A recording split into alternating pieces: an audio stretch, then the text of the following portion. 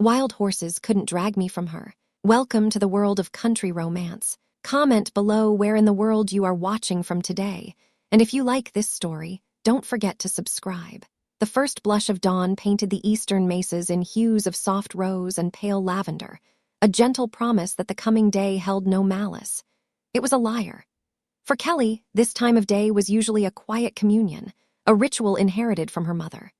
The crisp air, the smell of dust and sweet clover, the soft nickering of the horses in the corral, it was the language of her life, the very soul of the Crimson Clover Ranch. But this morning, a profound and unsettling silence greeted her as she stepped off the porch, her worn leather boots making soft thuds in the dirt. The silence wasn't peaceful. It was a void, an absence of sound so complete it felt like a physical weight pressing in on her. Her heart began a frantic, panicked rhythm against her ribs, a drumbeat of pure dread. The corral, usually bustling with the subtle movements of her prized mustangs, stood starkly, unnervingly empty under the rising sun. She ran, the braids of her reddish hair coming loose as she sprinted towards the fence line, her mind refusing to accept what her eyes were telling her. The gate was still securely latched, just as she had left it. Her gaze swept the perimeter, searching for a sign, any explanation other than the one solidifying like ice in her stomach. And then she saw it. Not a section of fence downed by a storm or a careless animal, but a single, thick post deliberately and professionally broken near its base. The wood was splintered cleanly, the work of a heavy tool and a strong arm, the wires snipped with a precision that spoke of cold intent. This wasn't an accident. This wasn't a case of wandering animals. This was theft, clean and quiet and devastating. These weren't just any horses. They were her mother's legacy, a unique and carefully cultivated bloodline of mustangs whose coats shimmered with a hint of crimson in the right light. More than that, they were the one valuable asset she had left, the key to settling the suffocating debt her father had left behind, a debt held by the town's smiling, predatory banker, Mr. Without them, the Crimson Clover, her home, her entire world, would be swallowed whole in less than a month. The sheriff's office was a small, dusty building that always smelled faintly of stale coffee and old paper. Sheriff Miller, a man whose weary eyes had seen too many hard seasons, listened with a patient but distracted air. He dutifully wrote down her statement in a large, leather-bound ledger, his pen scratching methodically across the page. He was a good man, but overwhelmed and under-resourced, tasked with keeping the peace over a territory far too wide for one person to manage effectively. Rustlers, most likely, he sighed, capping his inkwell with an air of finality. They'll be halfway to the next territory by now, Kelly. It's a hard thing, but those horses are likely gone for good. I'll ask around, put the word out, but I wouldn't get your hopes up. His words, meant to be pragmatic, felt like shovelfuls of dirt on a fresh grave. She knew he was wrong. Typical rustlers were loud, messy, and opportunistic. They wouldn't have known the specific value of her herd or executed such a silent, flawless theft. This was something else, something calculated and aimed directly at her. Leaving the office with a hollow promise ringing in her ears, a cold, hard resolve began to form in the pit of her stomach. If the law couldn't help her, she would find someone who could. There was only one name that came to mind, a name spoken with a mixture of respect and caution throughout the territory: Jake. His ranch bordered hers to the north, a sprawling, prosperous operation that stood in stark contrast to her own struggling homestead. He had built it from the ground up, a testament to his shrewdness, his tireless work ethic, and his almost supernatural skill with horses. He was known as the best tracker in the county, but he was also a man who kept to himself, a lone wolf who didn't meddle in the affairs of others. Swallowing the lump of pride in her throat, Kelly saddled her remaining horse, a sturdy mare named Belle, and rode north. The ride itself was a study in contrasts. She left behind her own dusty, quiet ranch, with its air of faded glory and desperate hope, and entered a world of meticulous order. Fences at Jake's ranch were ramrod straight, the fields were well irrigated, and the livestock looked fat and content. It was the picture of success, earned and maintained by a master's hand. She found him in a large, round pen, his focus entirely on the magnificent, untamed colt that circled him warily. Jake stood at the center, a figure of quiet, unyielding patience. He was tall, with a lean, powerful build that his simple work clothes couldn't disguise. His dark brown hair was damp with sweat, and his movements were economical and precise, a silent conversation with the nervous animal. He didn't use force or fear, but a deep, intuitive understanding of the horse's nature, rewarding the slightest sign of trust, ignoring the shows of defiance. He was a force of nature in his own right, and watching him, Kelly knew her desperate gamble to seek his help was the right one. She waited until the colt finally lowered its head in acceptance before she cleared her throat, her voice sounding small in the vast, open space. "Mr. Jake." His brown eyes, sharp and intelligent, lifted to meet hers. There was no surprise in them, only a calm, assessing curiosity. He gave the colt a final, reassuring pat before vaulting effortlessly over the fence. He moved with a confident grace that she found both intimidating and compelling. "Miss Kelly," he acknowledged, his voice a low baritone that held no hint of warmth, only neutral recognition. He wiped his hands on a rag, his gaze steady, waiting. The silence stretched, and she felt the full weight of her desperate plea. "I need to hire you," she began, the words rushing out before she could lose her nerve. "My horses were stolen last night, all of them. The sheriff won't do anything, and I need a tracker. They say you're the best." Jake listened without interruption, his expression unreadable. He considered her for a long moment, his eyes taking in her disheveled braids, the desperate fire in her green eyes, and the determined set of her jaw. He knew of her situation. Little went unnoticed in a territory this sparse. He respected her grit, the fierce independence that shone from her like heat from a blacksmith's forge. But respect didn't pay his bills or manage his time. "I have my own work, Miss Kelly," he stated plainly, his tone leaving no room for argument. "I don't get involved in other folks' troubles. It's bad for business." His refusal was a physical blow, and her shoulders slumped. All her hope had been pinned on this one slim chance. Seeing her resolve crumble, seeing the raw despair that flickered in her eyes, something in him shifted. It was a risk, a distraction he didn't need, but the image of her giving up was one he found he couldn't stomach. Let out a slow breath, his mind calculating the odds. "This isn't a simple job," he said, more to himself than to her. "If they're professionals, they'll have covered their tracks well." He looked at her again, a new intensity in his gaze. "I'll help you," he said, and she felt a wave of relief so powerful it almost buckled her knees. But he wasn't finished. "But not for hire. I won't take your money. If we succeed, and only if we succeed, you'll owe me a favor, my choice, to be named when I see fit." The offer hung in the air between them, fraught with unspoken possibilities. It was an ambiguous, potentially dangerous bargain. To agree was to place herself in his debt, with no idea of the eventual cost. But to refuse was to lose everything. Looking into his steady, unyielding eyes, she saw a man who dealt in his own currency of honor and action, a man whose word, once given, would be as solid as the mountains behind them. She had no other choice. "You have a deal, Mr. Jake," she said, her voice stronger now, firmer. Their hands did not shake on it. It was a pact sealed not by touch, but by a shared look of intense, unspoken understanding, a partnership forged in desperation and bound by an unknown price. They set out within the hour, leaving the meticulously ordered world of Jake's ranch behind them for the untamed wilderness that stretched out like a rumpled, dusty blanket. The sun had climbed higher, burning off the morning's gentle promises and baking the hard-packed earth. Jake rode with an economy of motion, his body moving in perfect sync with his powerful bay gelding, his sharp eyes constantly scanning the ground, the horizon, the subtle language of the landscape. His focus was so absolute that it seemed as if he were a part of the terrain itself, a man who could read the stories left behind in a bent blade of grass or a displaced stone. Kelly, riding beside him on Belle, felt a growing sense of awe mixed with a frustrating impatience. She was a capable horsewoman and knew her family's land intimately, yet next to Jake's preternatural skill, she felt like a novice. He saw things she would have ridden past without a second glance. Faint, scuffed prints in the rocky soil, a freshly broken twig on a mesquite bush, the faintest trace of passage that only a master tracker could discern.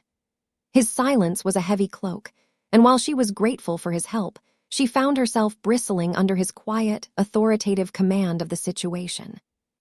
Their first major disagreement came 2 hours into the chase, at a fork where a wide, open plain stretched to the south, and a series of rugged, winding canyons cut into the mesas to the east. The tracks they had been following, faint as they were, seemed to dissipate at the junction, giving them no clear direction. Kelly's instinct, born from a lifetime of traversing these lands, screamed for the open plains. It was the most direct route, the path of least resistance, and the fastest way to put distance between a thief and the scene of the crime.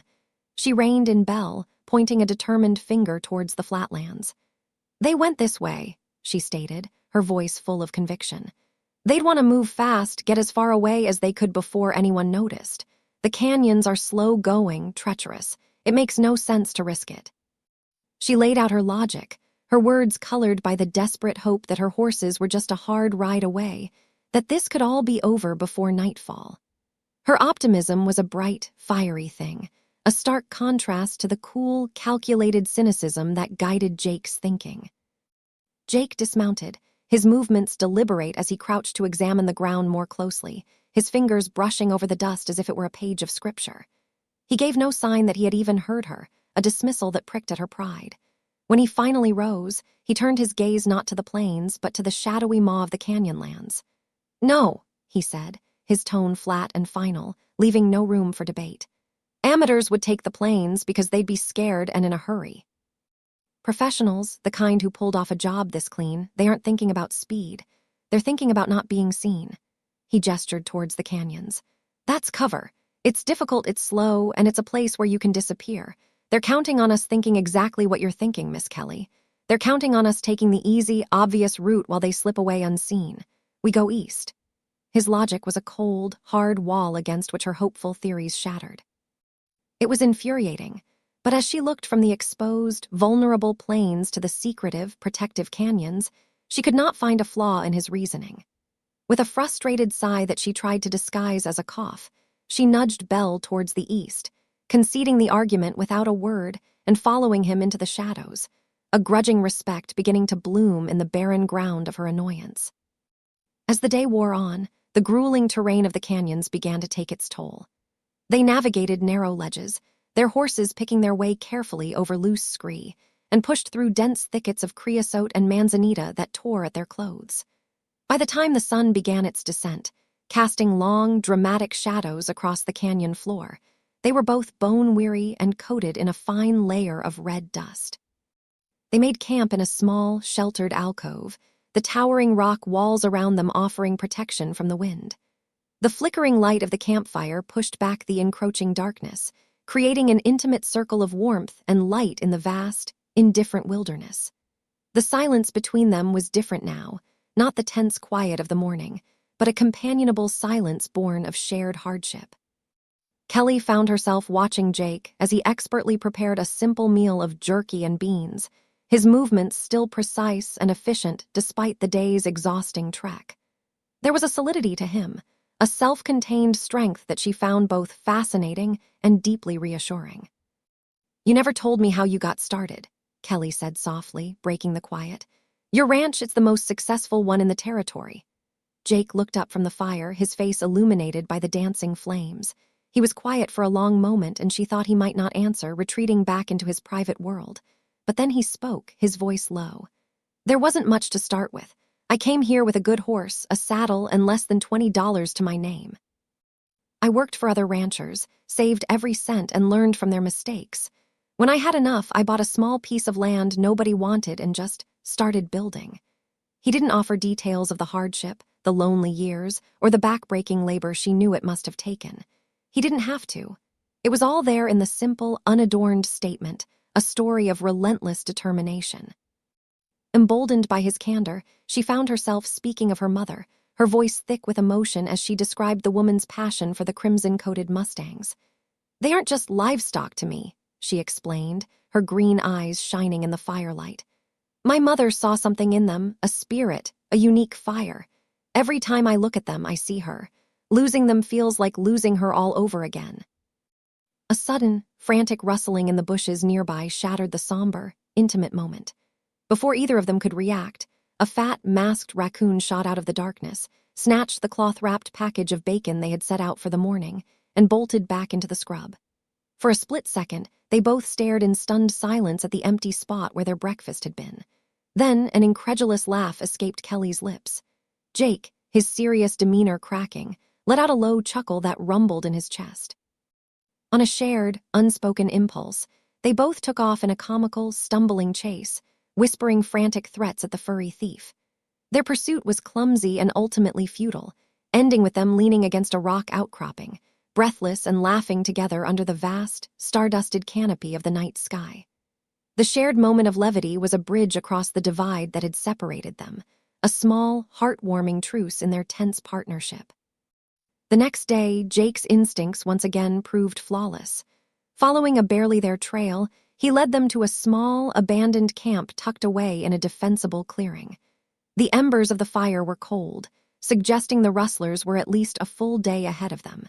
As they searched the site, a sense of wrongness began to settle over Kelly. Jake found a half-empty bag of high-quality oats tossed carelessly aside, the kind of expensive feed a wealthy rancher might use, not something desperate rustlers would ever bother with. It was an anomaly that made the hairs on the back of his neck stand up. Then, Kelly made the most baffling discovery of all. Tucked under a rock near the edge of the camp was a horseshoe, caked with familiar red soil. She recognized it instantly as belonging to her lead mare, Red. But it hadn't been lost. The nail holes were clean, and it was placed in a way that was almost ceremonial, pointing directly toward a high, dead-end pass to the north. It was a perfectly placed clue, almost too perfect. Jake picked it up, his expression hardening into a grim mask of concentration. His mind worked furiously, piecing together the strange elements, the professional fence break, the high-grade feed, the deliberately placed shoe. "This isn't a trail," he said, his voice low and dangerous. "It's a stage. They're not just trying to escape us, Miss Kelly. They're leading us on a wild goose chase. Someone is playing a much deeper game, and they want us to waste our time going in the wrong direction." Jake's pronouncement that they were being deliberately misled hung in the air, transforming the oppressive heat of the day into a chilling premonition. The meticulously placed horseshoe was no longer a clue but an insult, a piece of theater designed to mock them and send them on a fool's errand into the barren, dead-end pass to the north.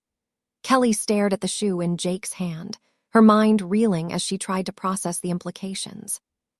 Her simple narrative of thieves and stolen property had just been torn to shreds, replaced by a far more complex and sinister tapestry of deception.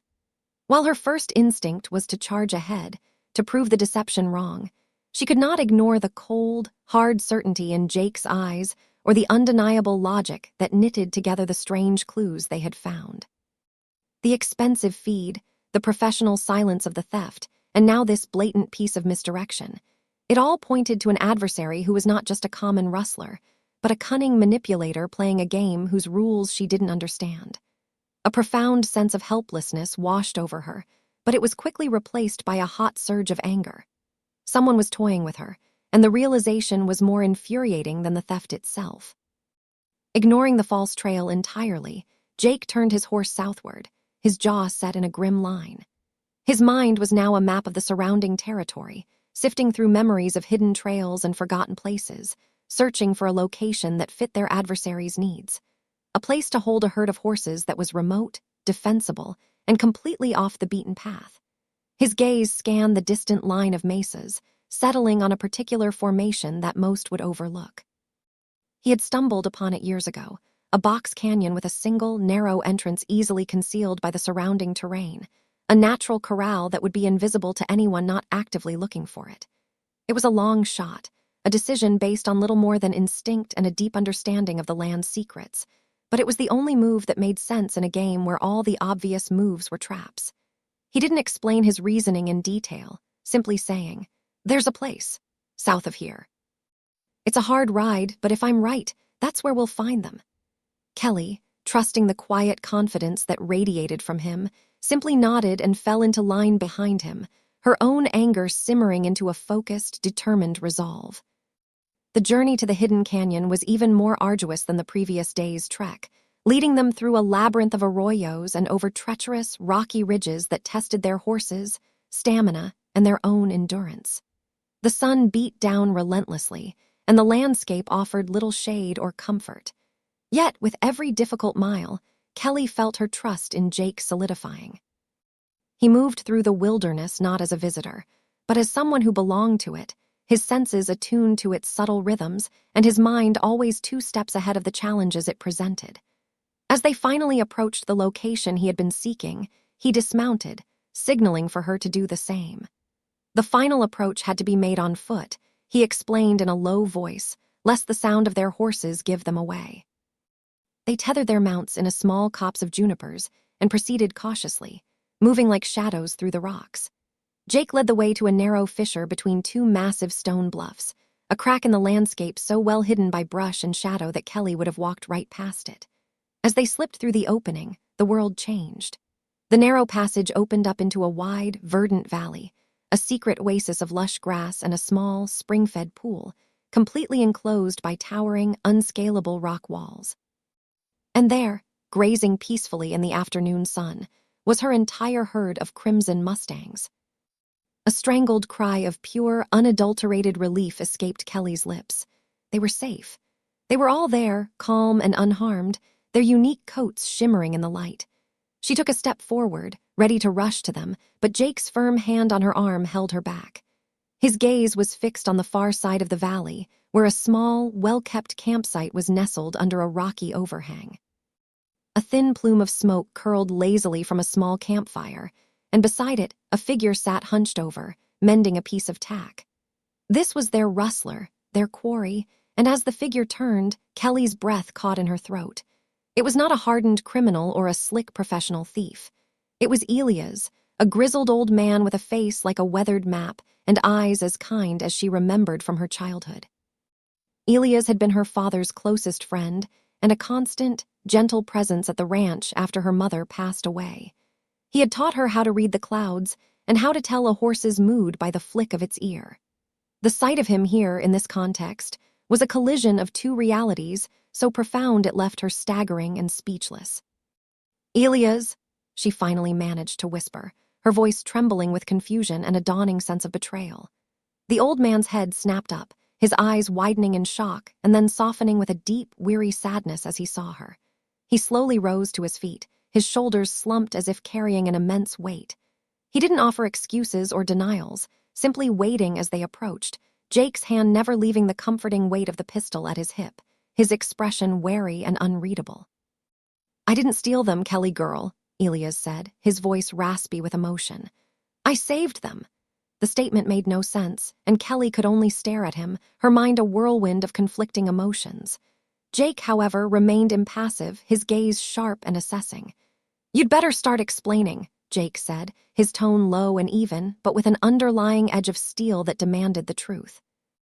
And so the story came tumbling out, a wretched tale of grief, desperation, and calculated greed. Elias explained that after her mother's death, her father had been lost in a sea of sorrow and had made a series of poor financial decisions, borrowing heavily from the town's banker, Mr., to keep the ranch afloat. The final loan, the one that now hung over Kelly's head like a guillotine, had been different. Always smiling and seemingly benevolent, knew the true, unique value of the Crimson Mustang bloodline. He had crafted a loan agreement with her father using the horses themselves as the sole, specific collateral, with terms so unforgiving that failure to pay was almost a certainty. The due date for that final payment was in 2 days. Wasn't just planning to repossess the herd as a typical banker would. He had a wealthy buyer from back east already lined up, someone who understood the genetic value of the bloodline and was willing to pay a fortune for it. Elias, who had suspected the banker's predatory nature for years, had discovered the full extent of the scheme just last week. He knew Kelly couldn't possibly make the payment. If the horses were on her property when the deadline passed, would legally seize them, and they would be gone forever. His only option was to remove the collateral from the equation. His theft was a desperate act of preservation, a race against the clock to hide the horses until he could figure out a way to expose and save her legacy. The high-quality feed was his own, brought to ensure the horses didn't suffer. The false trail, however, was not his work. That had been one of his men, sent to ensure that any search party, including the sheriff, would be led astray, wasting precious time until the banker's legal claim became absolute. The true villain wasn't a shadowy rustler on the trail. It was the smiling, respected man in the center of town. Elias' story settled over the hidden valley, the truth of it as stark and immovable as the canyon walls that surrounded them. The air, once filled with Kelly's profound relief at finding her horses, now grew thick with the poison of calculated treachery. Every friendly smile the banker had ever given her, every word of feigned concern, now replayed in her mind as a cruel and grotesque charade. The anger that had been simmering within her now coalesced into a cold, hard diamond of fury, directed not at the loyal old man before her, but at the respected figure in town who had sought to ruin her under the guise of financial assistance. She looked at her horses, their beautiful coats a testament to her mother's dream, and understood with chilling clarity that they had been nothing more than pawns in a rich man's game of acquisition. Beside her, Jake's demeanor had a significant transformation. The detached professionalism of the hired tracker had vanished, burned away by the injustice of the situation. His expression was one of grim resolve, his protective instincts, once subtly engaged, now fully ignited. He was no longer a neutral party fulfilling a contract. He was an ally, his purpose now inextricably linked to hers. He saw not just a woman in need of help, but a fellow rancher being preyed upon by a vulture in a suit, an offense that struck at the very core of his own hard-won independence.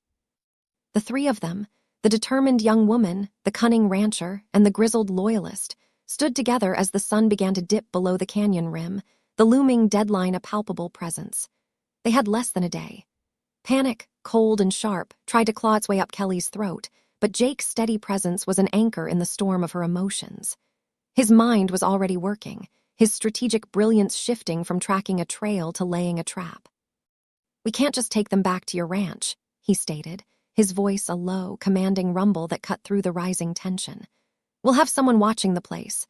The moment they set foot on your property, he'll ride in with the sheriff and a legal writ, and it will all be over before you can even argue. We don't fight him on his terms, we change the battlefield." He looked from Kelly's furious, determined face to Elias' weary but hopeful one. "We're going to use his own greed to hang him. We'll give him exactly what he wants, but not in the way he expects." The plan that unfolded was audacious, risky, and utterly brilliant. They would not hide the horses. They would display them for the entire world to see, turning secret, coveted prize into his public downfall. The night was a long, grueling testament to their shared purpose. With Elias providing his intimate knowledge of the herd's behavior, and Jake directing their path with his unparalleled understanding of the terrain, they began the arduous task of moving the Mustangs out of the hidden valley and through the treacherous backcountry under the faint light of a crescent moon. It was a slow, nerve-wracking process, a race against the coming dawn. Every snapped twig, every dislodged stone echoed like a gunshot in the profound silence of the night, and they constantly scanned the dark ridges for any sign of men. During that long, dark ride, a powerful, unspoken bond was forged between them. They moved as a single unit, their individual strengths complementing each other perfectly. Kelly, with her deep, intuitive connection to her horses, could soothe the nervous lead mare with a soft word, while Elias seemed to anticipate their every move, preventing them from scattering. And guiding them all was Jake, a pillar of quiet strength and unwavering focus, his decisions swift and certain, his presence a constant source of reassurance. By the first light of dawn, they had cleared the most difficult terrain and were in the rolling hills just outside of town, the exhausted but magnificent herd held together, ready for the final act. They didn't ride toward the crimson clover. Instead, as the town began to stir, they circled around and approached from the east, timing their arrival for precisely when the bank was scheduled to open its doors. Main Street was already coming to life with the morning's business, merchants sweeping their boardwalks, wagons delivering goods, and townsfolk exchanging greetings. Into this scene of mundane normalcy, they rode, not as a desperate group returning from the wilderness, but as a proud and deliberate procession. Kelly, her head held high, rode at the front with Jake at her side, Elias and his horse bringing up the rear, flanking the shimmering, crimson-coated Mustangs that flowed between them like a river of living fire. The effect was instantaneous and dramatic. Conversations ceased. People stopped in their tracks, their mouths agape at the stunning, unexpected spectacle. The unique, beautiful animals, spoken of in whispers but rarely seen, were now on public display, their value and rarity undeniable to anyone with eyes. It was a theater, and its intended audience did not disappoint. The door to the bank flew open, and Mr. rushed out onto the boardwalk, his usual mask of calm benevolence shattered by a look of pure, unadulterated panic. He saw his meticulously planned, secret acquisition being paraded in front of the entire town, including, by a stroke of incredible luck, a territorial cattle inspector who was in town to settle a branding dispute and now stood watching the procession with a deeply intrigued expression. His plan had relied on privacy, on the transaction happening quietly on a remote ranch. This public display threatened to expose everything. He hurried toward them, his voice a strained, false whisper. "Miss Kelly.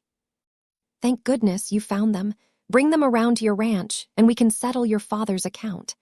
Kelly reined in her horse directly in front of him, her voice clear and strong, ringing through the now silent street. "There is nothing to settle, mister. My horses are not for sale, and they are not collateral for a predatory loan designed to fail." The banker's face flushed a deep, mottled red. "Now see here, young lady, we have a legally binding contract." It was then that Jake intervened, his voice calm, reasonable, and utterly lethal. "A contract for what exactly, mister? Just the horses, or the specific genetic bloodline they represent?" He dismounted, moving to stand beside Kelly. "It seems an unusual level of detail for a simple rancher's loan."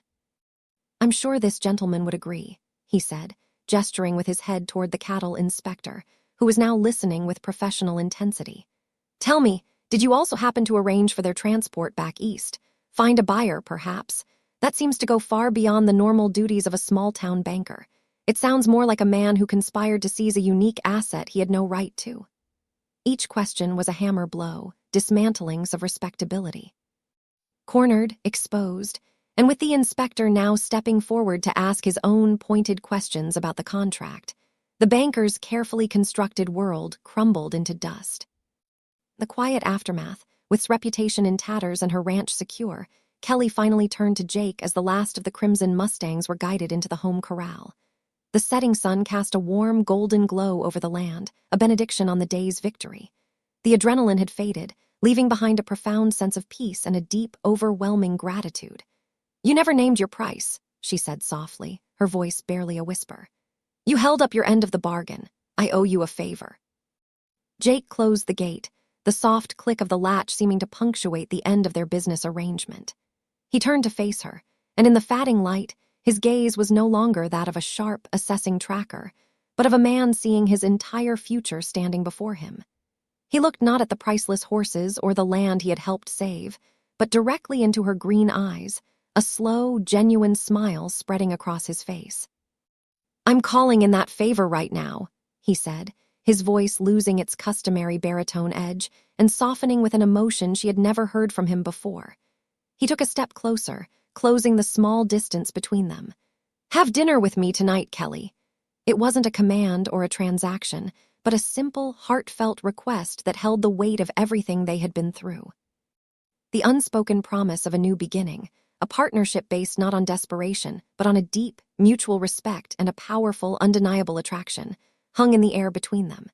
He had come looking for a simple job, a distraction he hadn't wanted, but he had found something far more valuable, something he now knew he was unwilling to ever lose. Reaching out, his hand found hers, their fingers lacing together in a gesture that felt as natural and right as the setting sun. He knew with a certainty that shook him to his core that wild horses couldn't drag him away from her.